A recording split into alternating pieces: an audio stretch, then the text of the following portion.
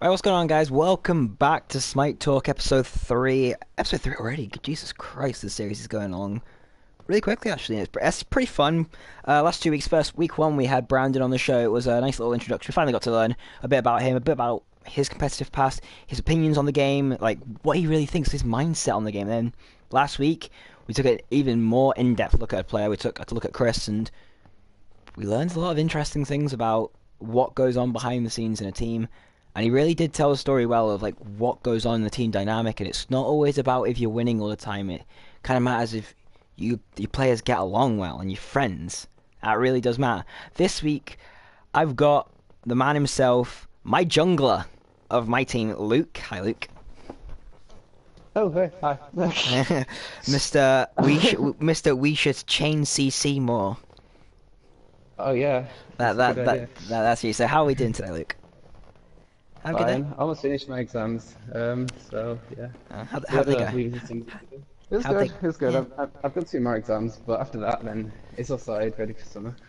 Oh, Ready okay. to play more Smite. Ready to play more Smite? Get back on the grind and Yeah. finally learn how to listen to a fucking shot call. Well, you know. Well, you know, we can hope. You know. We can hope that will one day Uh-huh. happen. That's a dream. I'm putting that on my Christmas list. Mom and Dad go, "What do you want for Christmas?" I want my jungler to listen to a fucking shot call. Uh, That's what I want. it's a ways away, but you can do it. Yeah. Okay, so first hmm question is how did you find Smite and how long ago was it? Like, who introduced you to the game? Oh, okay. So this is like maybe 1 or 2 months after I actually got PlayStation. I was roaming around on the Play Store. Like nobody really introduced me. It was myself in a way. I was just looking through the Play Store free games, and I did look at Smite, but I never installed it. And then a couple weeks later, actually somebody else, but I don't know this person really much anyway. I was just like adding random people, obviously, as you do when you first start on the Hmm. PSN. Oh, I do as well. But then I was on a party with him, and he had Smite. He never really told me to get it or anything. But then I was just like, okay, well, I've seen this game before, and I know it's free. So I just decided, okay, well, let's get this game, try it out. And at first, I didn't understand anything about Smite, okay? Like, you wouldn't, it's a complicated game. So I spent most of my time in free play practice, just messing about with different gods and builds, and it was quite fun. And then it just escalated. How long ago was this? Like, how long have you played the game for? Oh, okay, so since maybe October, so Back in half a October. year, I guess. Half a year. Is that it? Oh, Jesus Christ. Uh, I, I'm not sure. I think maybe a little bit longer, maybe a little bit less. I don't know. But I'd Jesus say roughly October. Christ. People like you and Eddie and Chris make me feel old in this game. You know, Well, me playing it for like 5 years. Jesus Christ, this makes me uh-huh. feel old. Right, okay. Uh-huh. Let's move on, right? Okay, this is like your meat and potatoes. This is the main part of the fucking show. We're gonna talk about hmm your competitive past. Now, obviously it's not gonna be as long as Chris's because you've not been competitive at the game for a year. Oh, for sure. And Uh, obviously Brandon's okay. was short, but he wasn't.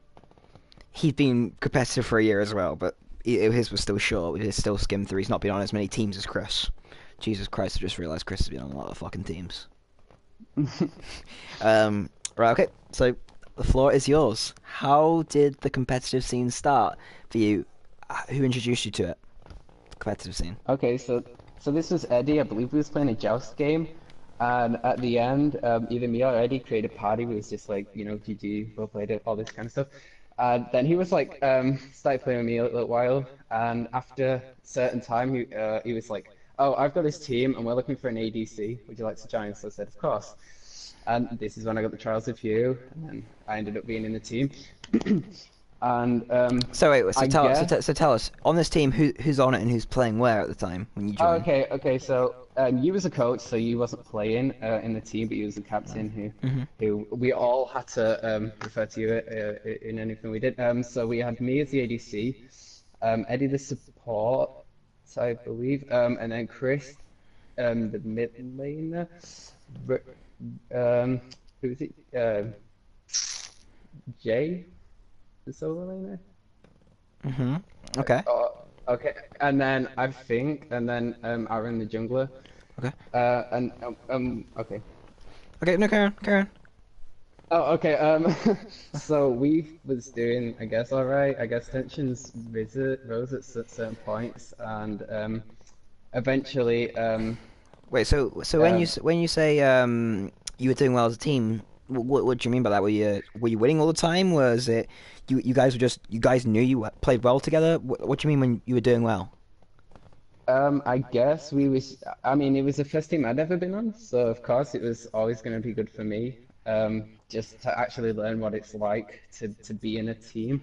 Obviously, almost everybody else had already been in a team prior to the one I was in, or just the one that I've been in for a lot longer, so they had more experience. But I thought it was fun, I guess. And then after a while, um, Jay ended up leaving, What which what what happened there? What forced Jay to leave? I believe it was to do with, well, we was doing fine, and then after, I guess people just uh, not got fed up, but not got annoyed, but they just, including me, I guess, we all just felt like things weren't working, I guess, and we was just a little bit less nice to each other, and Ray didn't, Jay didn't like that kind of atmosphere, I guess, and so he left. Okay, so what happens next? So Jay's gone. What happens now? So you're thinking of coming in, I believe, which is when I had to move to support. If there's anything that I've missed out, okay, I'm sorry. I just my head's like spinning for a lot of things. But if I believe I moved to support, you moved to ADC, and Eddie moved to solo. Then we played like a, a couple of games. I really didn't like playing as a support, and so I thought it would be best for me to not play on a team at all, seeing it as I wouldn't actually contribute as well, I guess, as I would have done in ADC. Okay, Plus, there are better supports out there than me, for sure. So, okay. So you're leaving. What happens when you're leaving? What happens now? Next, because I'm going to go on Chris's story here. Chris said it wasn't exactly the most pleasant breakup from the team. no, okay. So, my reasoning was because I thought it was only fair for me to join as an ADC, and because I didn't understand basically the whole mechanics of teams and roster changes and Mhm. all this. So this was all unfamiliar to me. So I thought if I'm going to join as an ADC, then I would like to be the ADC all the way through to the end. Um, when I moved, I didn't really like that so much, especially as a role that I've just felt so uncomfortable playing. So Eddie, I believe Eddie was backing me up, saying, it's Luke's decision. Let Luke do what he thinks is best. Um, and Aaron and Eddie was arguing, and you got involved, and then just things just started to fall apart, I guess, altogether. Okay, so Just you've left the team. Who they replace you with? What goes on next for them? For Okay, them? What? so Aaron joined some sort of like Discord server, or something to do with like an online server for Okay. recruitment for Smite. And find Janice, and Janice gladly So joins, I guess, yeah, as you as you so support. they replace you with Giannis. This isn't like just Giannis into the story. What happens next to you? What do you do? You've not got a team. What do you Well, do? no, okay, so for I say a really short while, I wasn't really doing anything, but then you was said to me, and came to me and said, okay, well, I can offer you a place for a sub on a team, and I can offer you as a part of the team, yet still to contribute to, if you're not going to play for the support. So I took that and I thought, yeah, it's great. I can be back on a team. Not officially, Mhm. but just there to be, Right. Okay. I So, guess. but looking now, that team doesn't exist. So what No. happened? Okay, so um, I guess everybody just didn't feel like it was working. Everybody I'm sure this includes yourself, where you thought that it got to a stage where you didn't like being in some of the parties with the other people, and obviously constant arguing and When like when you say uh, some of the people, who are these some of the people? You know, like, who did you feel was adding the most tension to the team? Like, was it two people against each other, or was it just one person bring everyone else down? What was the case there? okay, so I don't like to fire shots or anything like As but I guess you've watched the first two episodes.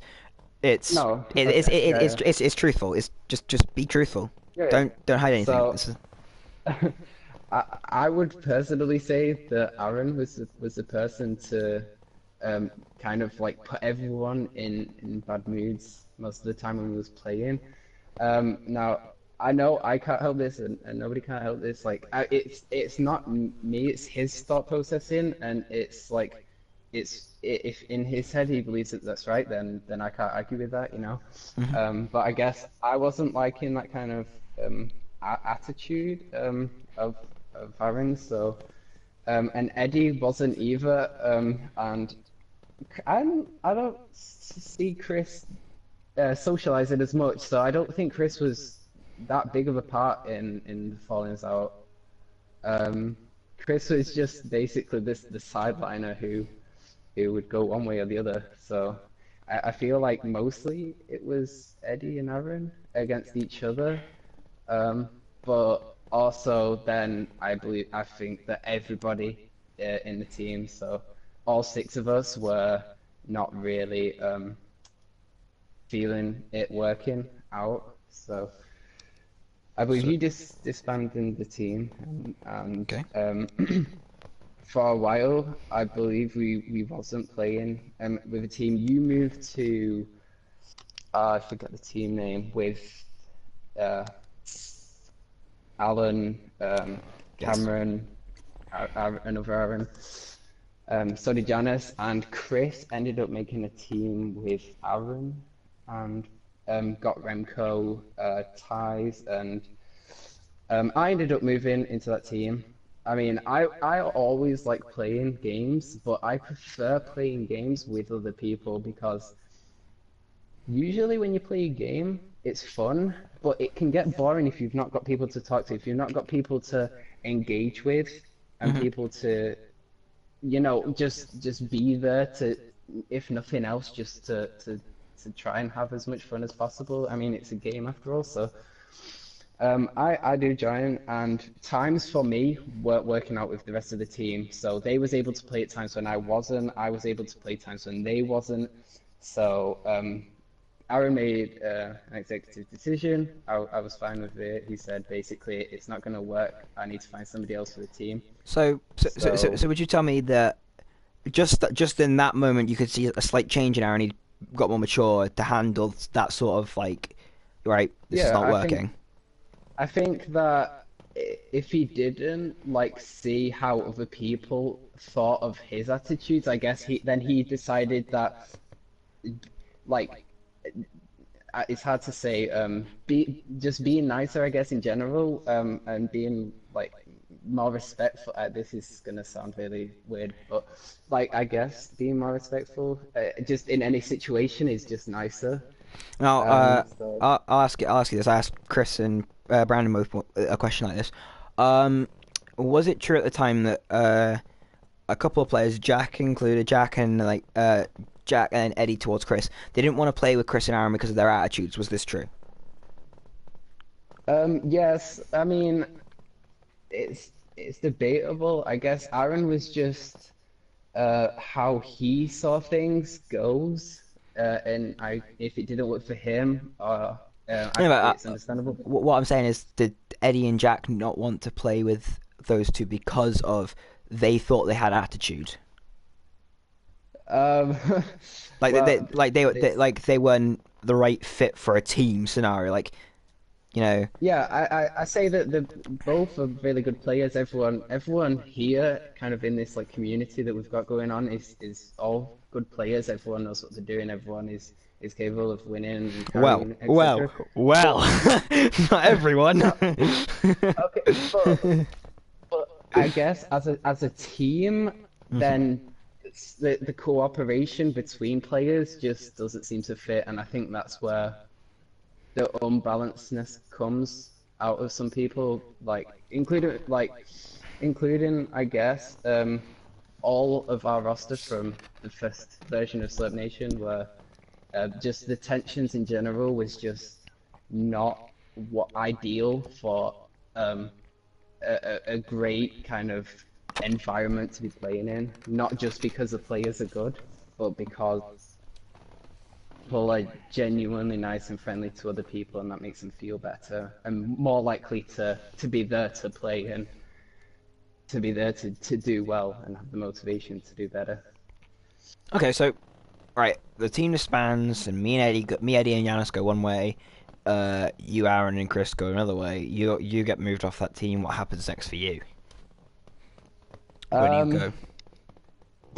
uh, I believe I'm just at this point just a one-man show. I still do other things outside of Smite, but obviously this is a Smite talk show. We'll get into that. But like with Chris, etc., with other YouTube series, Hmm. we was all still friends. Everyone was still, I guess we was all still in this part of the community. I believe this is when things happened with your team, and you and Yanis end up coming away to form a new team with me, Ties, and Chris. Right. So So, talk to me. How did this all come about? Like, because if my facts are right, and they usually are, because it's about me, obviously, but I speak uh-huh, about myself in the third person because that's how this series is going to uh-huh, go. okay. This all happened in the space of like this team came together in the space of like 20 minutes. Yeah, okay, so I feel like I don't think I asked you, but I know for sure that you wasn't getting along with your teammates in your team. And I believe Chris wasn't so much getting on with his teammates. I don't know much about this, but I know for sure that when we decided that making a team would be a good idea, then everyone was up for it and everyone was ready to do it. Okay, so you're on this team. What is this? The Slurp Nation 2.0, or is this something else? This is the Slip Nation 2.0, as far as I believe. Right. So what happens next? So you've got this five-man team together. You've got the Yep. team Okay. that you set out that you guys picked. You got Yeah. everybody you aim to get. What happens? Yes. So our roster at the time consists of Yanis support, you ADC, Chris mid, me jungle, and Ty solo. Then due to training times, Chris started work, so he was unable to come on at certain times. Plus, just I feel like um, everybody, I guess, wasn't. It's hard to word this. We all like Chris, but I guess his motivation to do better and to play really solid just wasn't coming through, which is probably why we decided to get a sub, which is Lucas, of course. And then after a while, Chris was swapped out for Lucas, like So and would you say Chris? You say Chris was underperforming? Is that what you're trying to say? uh, I, well, Chris is a good player. Okay, don't get me wrong. No, Is obviously I'm not saying that. But would you say that yeah, no. he was underperforming in the team? He was just kind of lagging behind the rest of you, like in performance wise in trainings. Perhaps, maybe this was due to other reasons of Chris's, but I feel like the team was seeing it, I guess, as a player that can do well but wasn't doing well, and obviously Lucas is there who claimed he could do better, which I guess is why we ended up taking him in.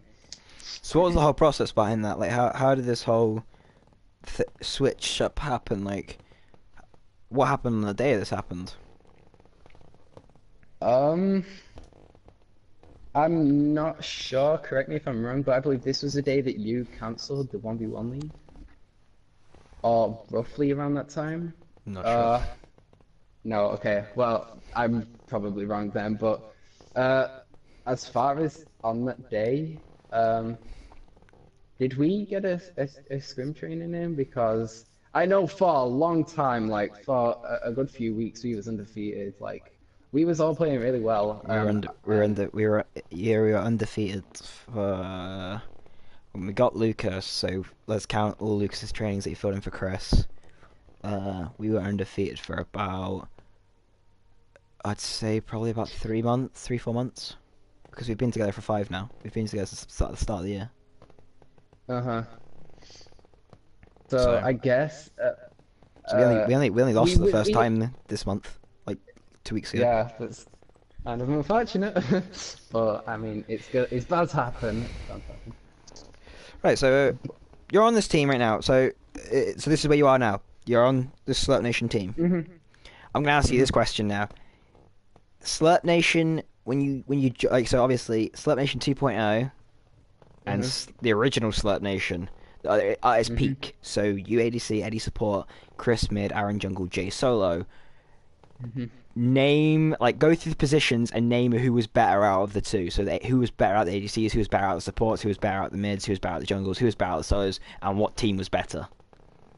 Okay, so mostly this is obviously my speculation. It's the whole point of me coming on, but Yeah, obviously. I would say that of course you've been playing the game for a lot longer than me, and other reasons as well. You're I would say mechanically better than me, which is why I would say that you're in the ADC role was better than Which, me in this which I will also mention, this was ADC role. proven on. If you want to go to Slipper Slapper Gaming, you won't get to see me solo Luke a lot of times, but you will hear Luke's reactions to getting soloed like 5 times. I guess. Also for a little shout, I'll come out of character for this. That is also the last day Celeb Nation was a thing. The original bunch of us. That was the game that broke the camel's back. Oh, yeah. I forgot about that. The whole Is Nox support situation yeah. didn't go down Oh yeah. well. Yeah, I But remember. okay, so ADC 2.0 is better. So it's 1-0 2.0 support. Oh yeah. Yeah. Giannis replacing Eddie in version 2.0. I feel like this obviously was an improvement because Eddie is kind of like a versatile player, I guess, and I know that Giannis is an support specific player. He plays mid, you know, he likes to play some Erlang solo, but I feel like in the role itself, I would say Giannis just scales Eddie, I guess, at that role. I don't want to like big up one person and knock down another person, Right, but right. Okay, so I'll ask the question now. So you've said the 2.0 has improvements. What duo lane was better? Like, as a unit, which duo lane was better? I mean, Me, seems me, as you were me, able to. me and Yanis, or you and Eddie, which duo lane was better? Okay, well, we know from our trainings that your dual lane is a lot better than our last one. Seems as obviously know a lot more what you're doing, as opposed to me when I first And joined. So, and also me and Yanis somehow won lane as Shablon K and Geb against that's Neath Sylvanas. because we had a really great atmosphere and everybody loved to get on with each other and still do to this day. So. Like we've never had tensions break up. We've never had massive arguments. We've never had loads of falling out between us. Obviously, we've had the, you know, listen more, Luke, and this and Mhm. there. And... Mhm. Mhm. But Listen more, Luke. yeah, Okay, so let's move but on. Mid. Who's better mid out of the mids? Chris or okay, Lucas? I This would is say, this is where you have to decide. well, Chris is good and all. I feel like he didn't like talk as much. He didn't like Yeah. communicate like not just in game, but just in the party in general. Like he's a quiet person, you know. From what I know of Chris, like he's not really like somebody that's wants to be the loudest in the party.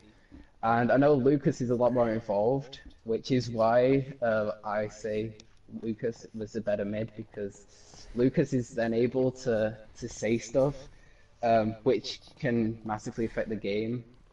Certain calls or just certain situations, what he might be in himself can turn around what other people decide to do, which means that we play safer and don't get killed and don't overextend, etc.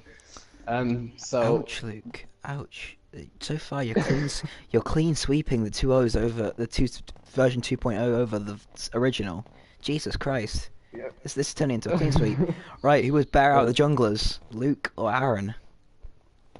Okay, so at first I would give it to Aaron, okay, because I'm not sure how long he'd been playing jungle for, but I know that you admitted a while back that you saw Aaron as a better jungler than me. Obviously, I play jungle a lot now and learnt the role a lot more and learnt things that I have to do and I don't have to do. Maybe sometimes I do still go to back halfies, And but I'll come to admission here. I still can see the debate over you versus Aaron, and it's not in the same debate. I don't see it in the same way as I used to. I used to just see it as Aaron was better mechanically. He knew what he was doing. Aaron was better. Now I see it as mhm. on assassins. I feel like Aaron is still stronger, but like being a versatile jungler, like being able to play these tanks and being able to change up your playstyles, you are better. You know, Well, you are more if versatile than him. You can change your okay, playstyle. He's one dimensional. If you get what I mean, he's aggressive and he gets behind. We lose. yeah, If you yeah. get behind, you can change up your playstyle. Yeah, and also item builds, etc. I mean, as I said when I first joined, Slate Nation point one, I guess we'll call it, then I didn't understand as much as I do now, of course. Which so in terms of what items were more efficient to use, especially for the jungler, which I am now a jungler, I Hmm. didn't really understand what was the best decisions. But now for sure, I know what I'm doing. Confident playing jungler like any day of my life. Like I could be with anybody, I could be against anybody, but I'll still have the encouragement and the mentality that we're gonna win this game, and that they're not gonna stand a chance. Okay, so So, well, all right, so it's four. So you're saying you're better? You didn't give us an answer. oh, okay. So Who's if we're better? gonna talk about present day No, to no, no, back no. then, But is it an upgrade? Are you better than he was? Are you better now than he was then? um, I don't That's want the to be. question.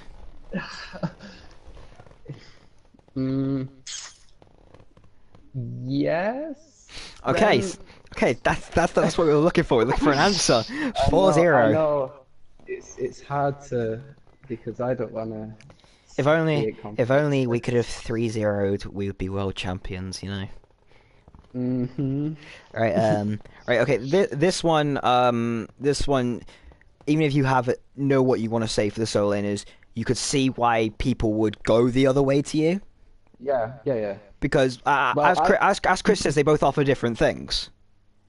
Mm, Like I feel like Tice is better as a team like fighter, and Jay would be better. yeah, Jay is just better at killing, like destroying anybody in lane, no matter what. yeah, for sure. So I believe, okay, that when I played ADC, that Jay never lost his lane, like never lost his lane. Like he knew what he was doing perfectly.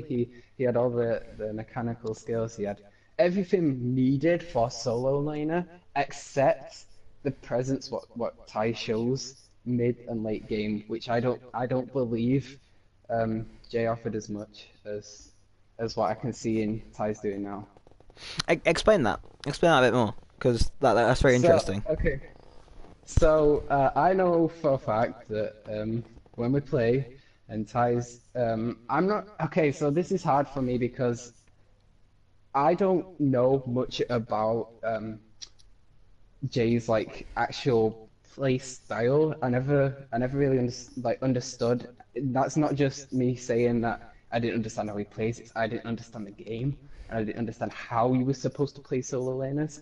But All you from understood was he was tanky as fuck. He he didn't die, never and he just lost. killed everyone. And Yeah, he had plot armor. Plus, I know that you and other people, Chris, etc., were saying that he is really, really good. And if you hear from somebody else that something is a good option and something is a bad option, it gives you more of the idea of believing that person due to the fact that if you read up, okay, I'm going to go off on a little bit of a tangent. Like, if you're looking up a game, so for instance, Mm-hmm. Smite was my situation, and I saw like good reviews about it, then I would be more wanting to buy to play that game because I know that it's good and I know that people are liking it.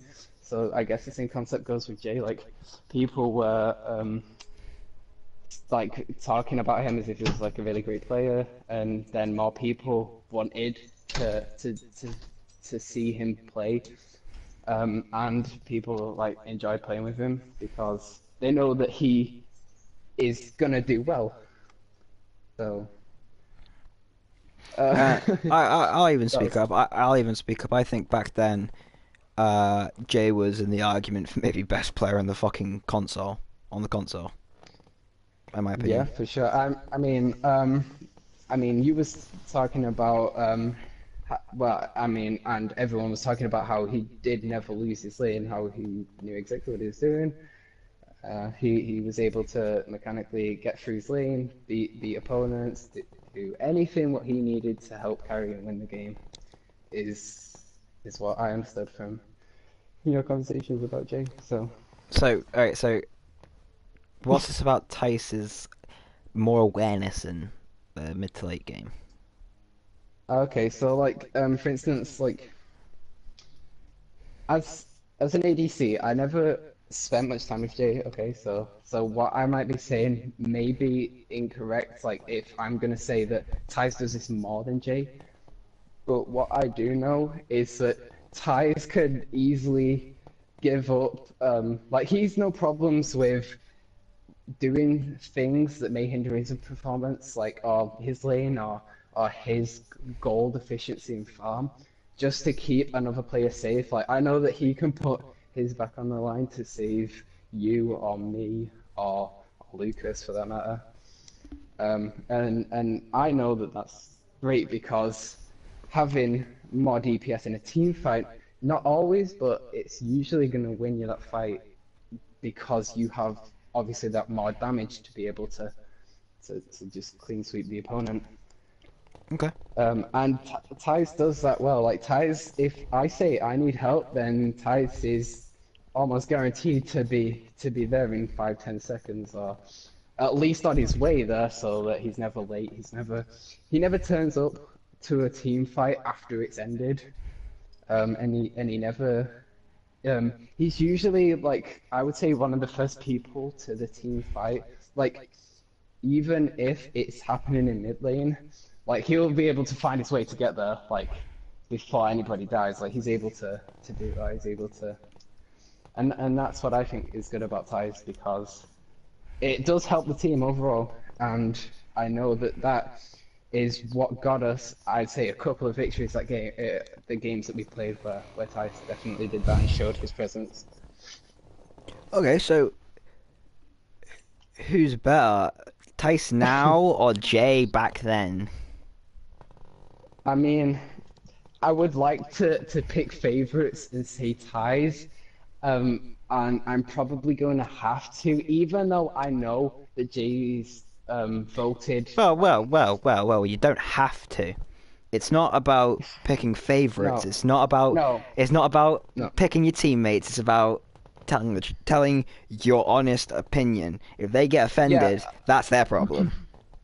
okay, so honestly, this is gonna contradict what you just said then, but honestly, I have to say ties because I know ties and I'm playing with ties as a jungler. You know, I'm Okay. often on his side of the map. I'm often, you know, with him like early, mid, late. I'm more, and to be fair, I've played with him a lot more than I've played with Jay. So, Okay, you that's know, perfectly fine.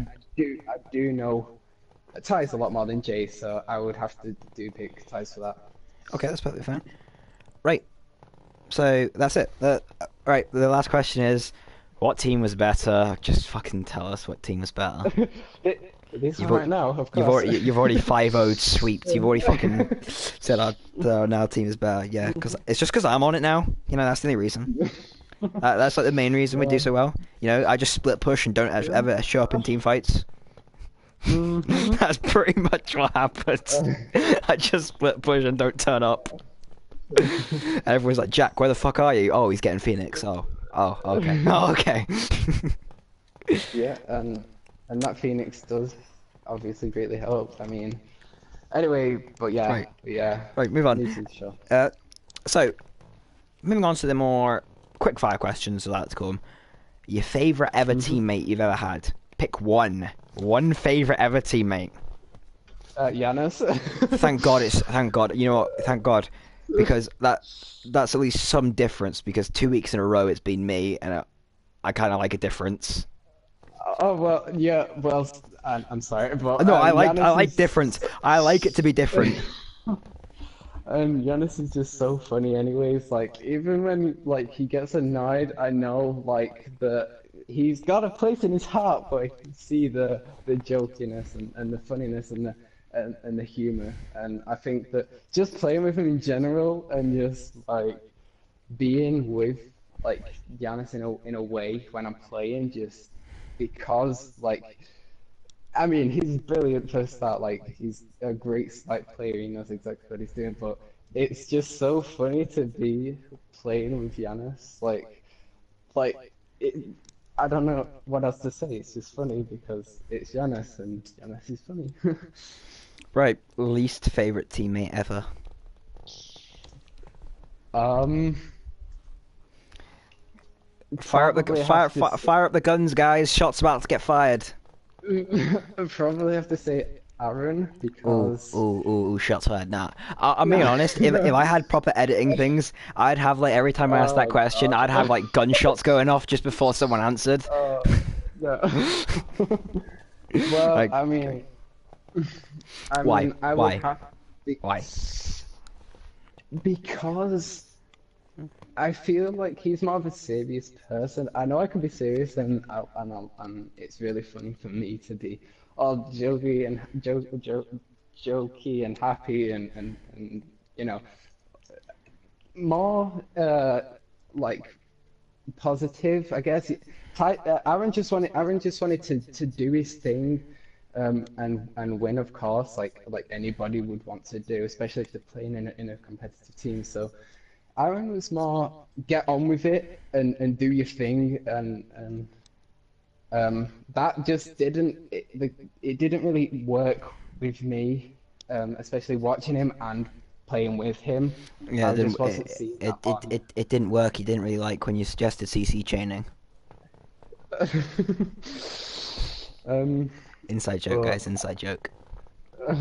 Only the team gets it. but uh but I just guess overall that the opposites don't always necessarily attract, and me and Aaron, Is this a and I'm fucking sure dating he site? can. Is this a dating site you're trying to sell me on here? I'm Opposites don't I'm attract.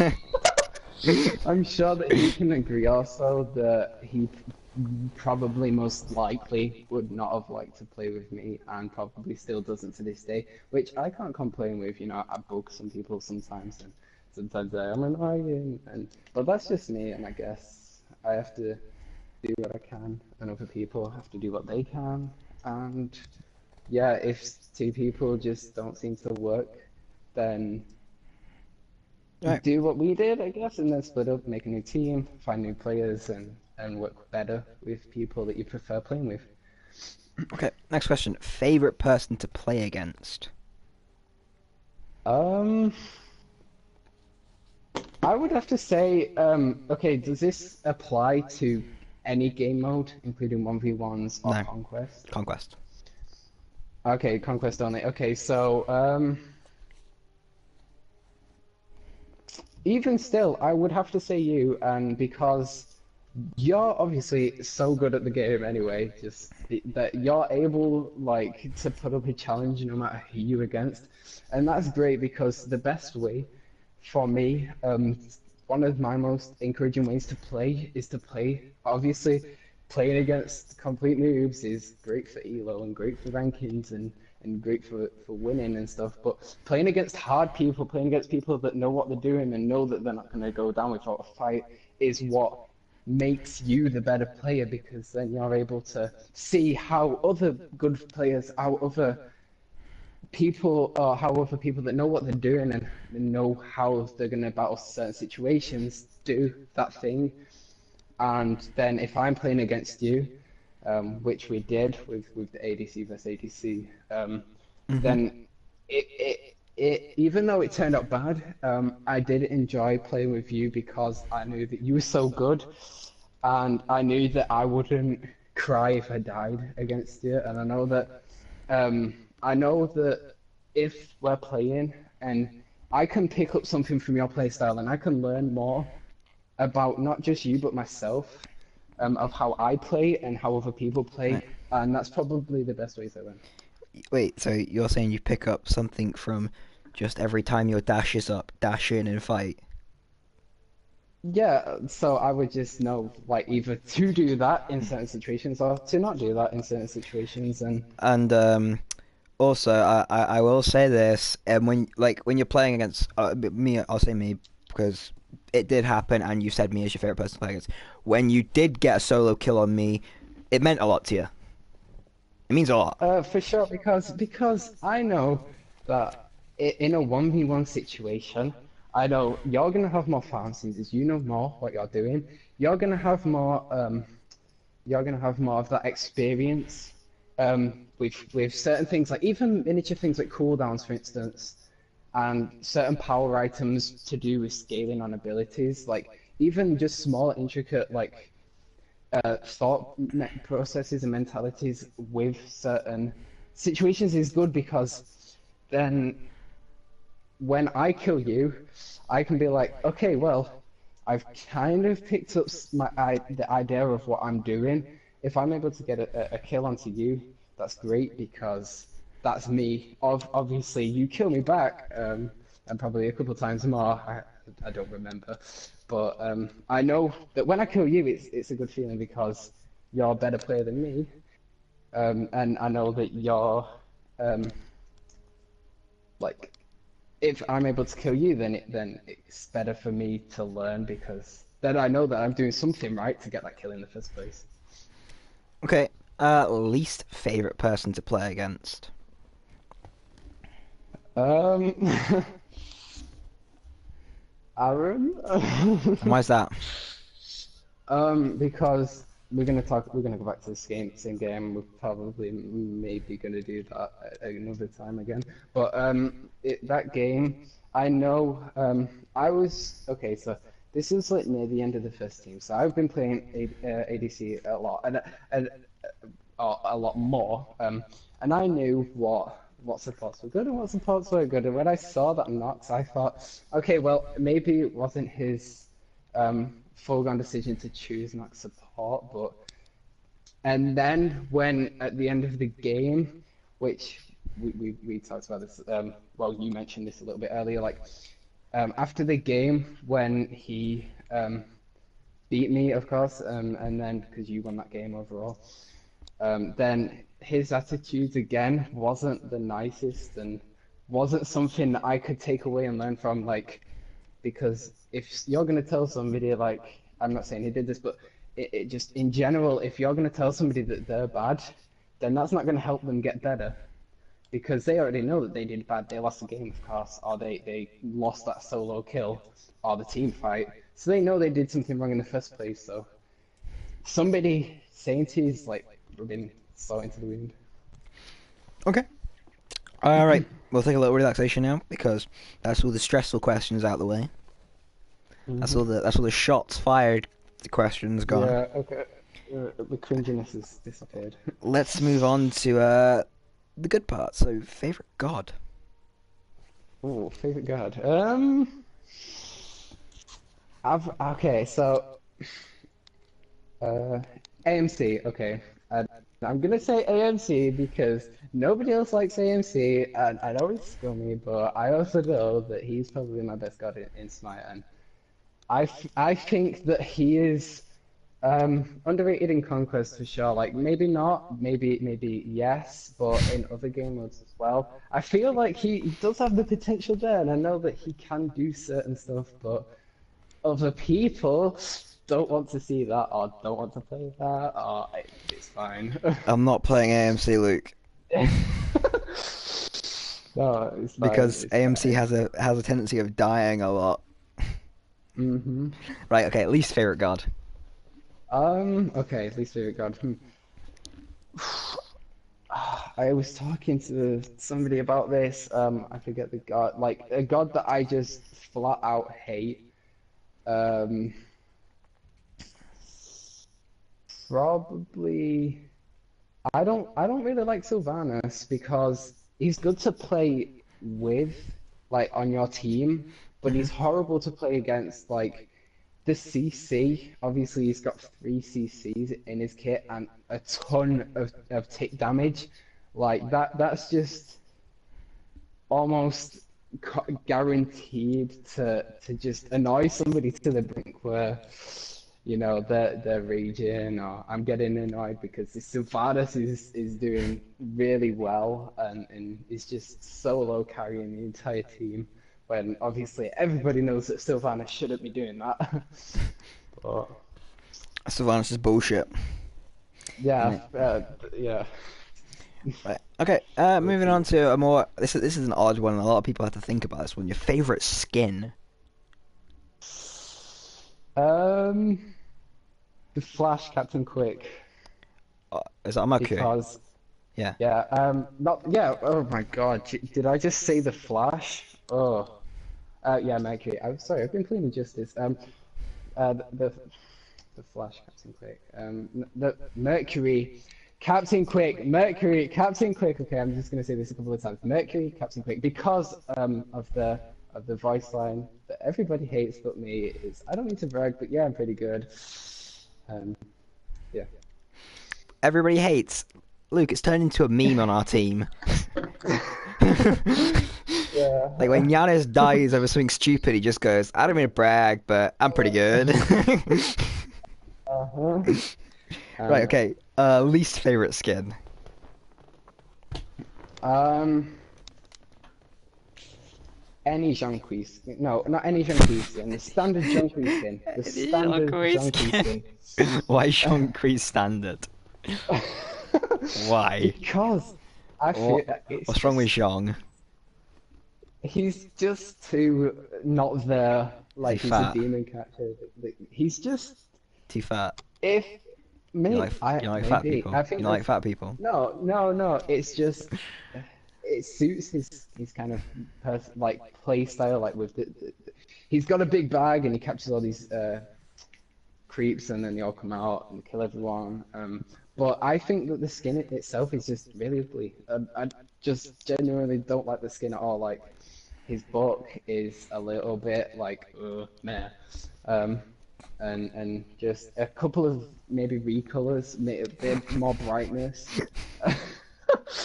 And yeah, I That has to probably be the oddest would thing not I've put ever that heard my entire life. on the. Right, favorite change Smite is Hi-Rez has made to Smite. Season 4 conquest map.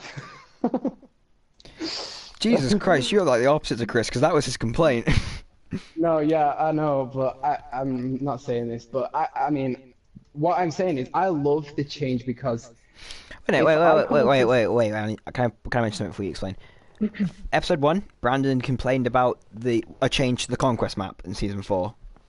Mhm. Episode 2, Chris complains about a change to the season 4 conquest map. Episode 3, Luke decides, let's praise the season 4 conquest map. No, it's because I know that I didn't play much of season 3, and every year, I believe since the start of Smite, there's been Hmm. some sort of big change to the map, and especially at the start of season 4, it gave everybody that more or less reset in terms of they had to plan new strategies of what they have to do at the start of the game. The 30-second lane minions and buff spawners made you had to make decisions on where to be at the start of the game, and we've been experimenting with that, etc. And I feel like that's great because it means that a change in the conquest map is going to make new strategies, get rid of worse strategies, maybe get rid of a few better strategies, but but overall, I feel like it's a better change that the high res have actually made to Smite. Right. Least favorite change. Um, well, I mean, there's not this. Oh Jesus, I just knocked the clock. Least favorite change. I I, I don't really have one. I mean, um, least favorite change. I guess. Getting rid of the consumable relics. I Oh, feel like like that. teleport to God and that, and the blink and Yeah, and frenzy and instant that's blink and stuff. yeah. Yeah, I think that could, if it was kept. I know it was really powerful, and I know that any team that snowballed would snowball, win, and Yeah, that's like how every single game went. how in a pro game somehow Barracuda hit a solo laner for 1400 damage on a crit because of fucking Mm. frenzy. hmm And I know that that can be seen as bad, and that probably contradicts my last statement about the season four map because how useful is a map if a team is so far ahead anyways that they don't need the map to win. They just go out, buy Blink, buy Frenzy, buy Teleport, and they're done and GG. But I feel like taking that out meant, or maybe they could have made changes to it instead. But that, Okay. maybe they could have like instead of taking it out, just tweaked it a little bit, and then happened. Right, okay. And right, this is the fun question. This is the part people enjoy. Uh hmm if you could if you're part of the high res balance team, right? You're the head of it. You're the head of the high res balance team. Hey. If you get to buff two things and nerf one, what would they be Uh-huh. and why? Okay, so I say, I would probably. This might seem like a little bit of a stretch, but I would probably buff Odin's cage. Um, like in the way that the cage works. So I'll explain. You can jump over the cage, right? Like Yeah. any sort of jump, leap, you can get over it. If that was made to change, and maybe I'm talking on a bigger spectrum here, all walls were not jumpable, that would make massive changes. But then if we go back to Odin itself, since this is a ring of spheres, being able to jump over it, I have no problems with Hades or Itsunami going under the ground, going through it, and I have no problems with Ratataska ults or Apollo ults just to fly over. But I feel like jumps and leaps and like Fenris 3, for instance, can be used up to like it's not really so much of a jump, but it's like it is a jump, but it's not like Fenrir 1, for instance.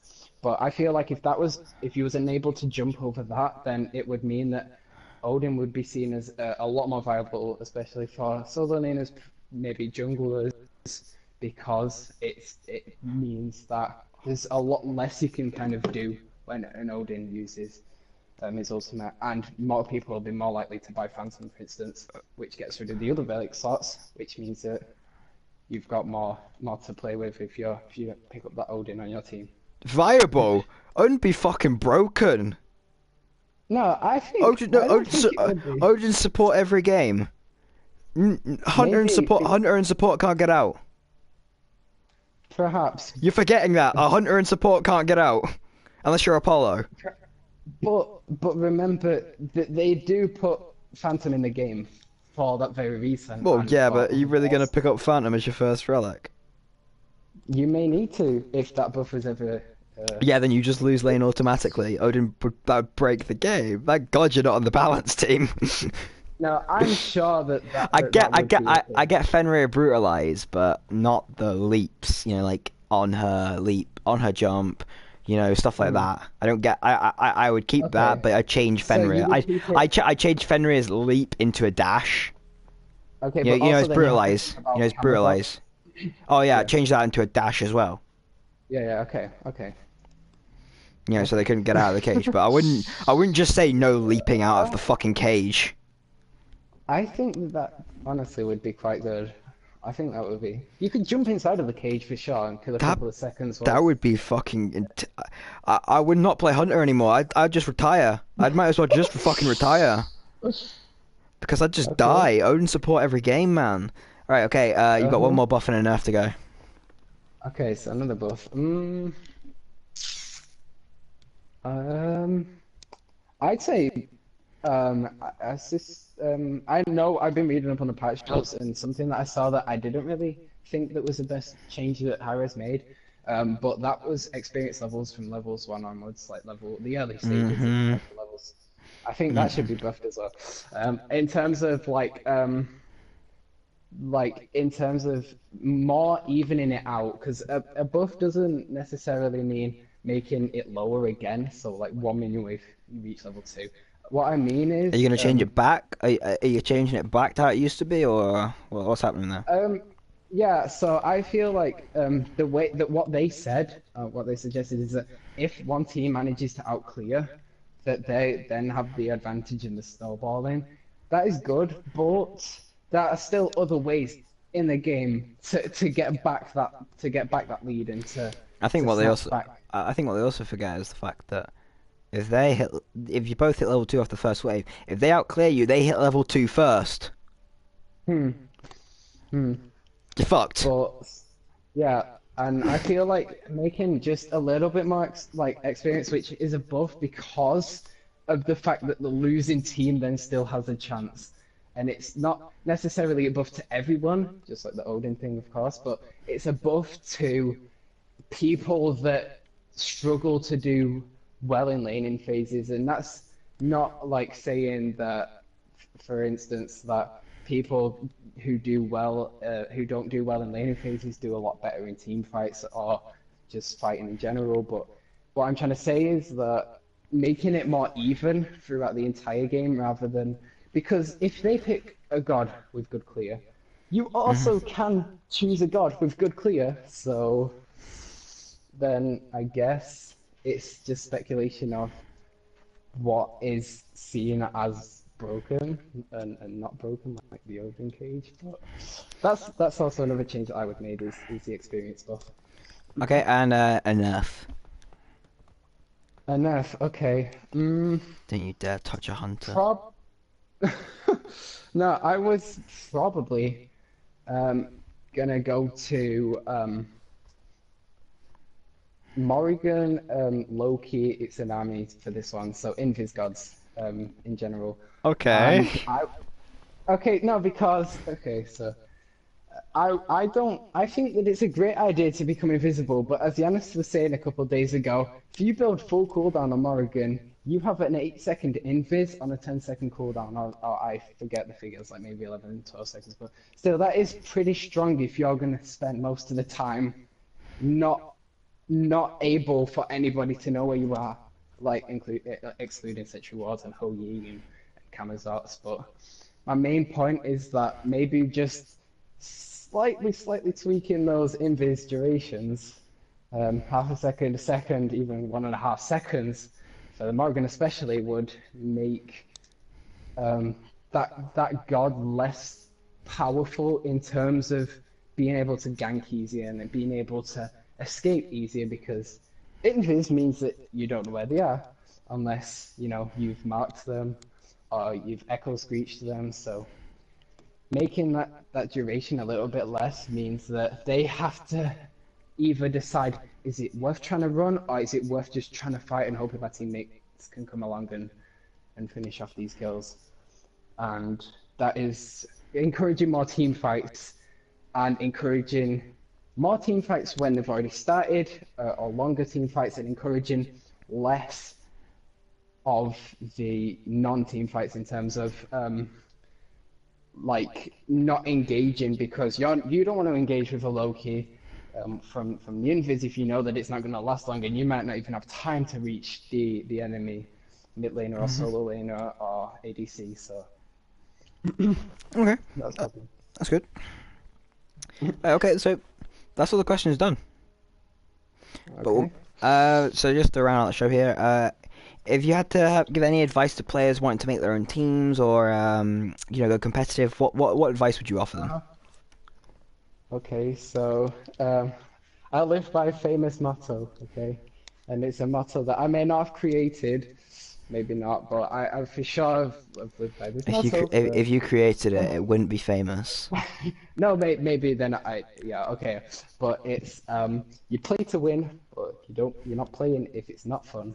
Um, Basically what it's trying to say is that everyone, especially on a competitive gaming team, will want to win. That's the whole point of them being there. But you have to do it where you're not going to get like salty or you're not going to get annoyed. And if that does happen, then you need to take a break because you don't want tensions to build too far. And you want to keep the most positive environment that you can so that you're able to become better because you feel like that you're having fun and that you're more likely to want to play. So that's And if they were trying to get into the scene, like actually trying to get into it itself, what advice would you offer to getting into the scene? Like we are, like okay. in our So own little community. How would you offer? yeah, What advice would you offer to get into one? okay. Like communication, and that's not just in terms of game communication, as I said earlier. Like that's just in terms of talking to people and being nice to people. Like, if you're good at communicating, if you're good at, talk, just going up to some random stranger in the world and just saying hi and just having a random chat, then that's good because that means that you're able to bring social skills to a team, which means that you're able to then learn more about each other, get to know each other more, build friendships, etc. And then it's better because you're able then to perform better because you know each other and you're more friendly and stuff. So I would just say to be nice and to learn how to communicate, like to learn how to just talk to people in general, and Okay. and that's about it. Right. Is there any shout outs you want to give? Yeah, shout out to my mum and to my dad for always being there for me. No, seriously, shout outs to the team, I guess, because we're still here, we're still playing, and we're still getting along, and we're gonna make it to Worlds, and this video will be saved, and when we do get to Worlds, and I get to play back this video, um, and tell people that I still No. believe. What you're gonna do is play back this video to me and Yanis going, "I fucking told you so." Yeah, yeah. Which of course will be the case for sure. So yeah,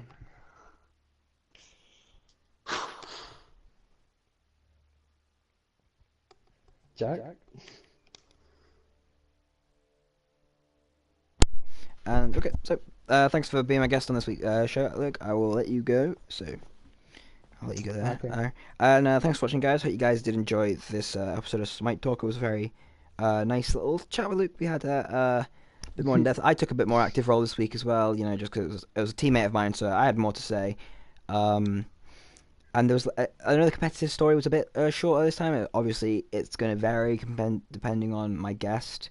Like when I have like Jay, it's going to be the longest thing known to man. When I have Luke, like as I said there, it's going to be short because he's not been on a lot of competitive teams. Hmm. And there will be a second episode this week, guys. Hopefully on Saturday we will be having the man himself, Duke Jans Yanis. He will be on the show hopefully this Saturday to give his talk on Smite. And we'll just sit down and talk about Smite on Smite Talk. Thanks for watching, guys. Laters.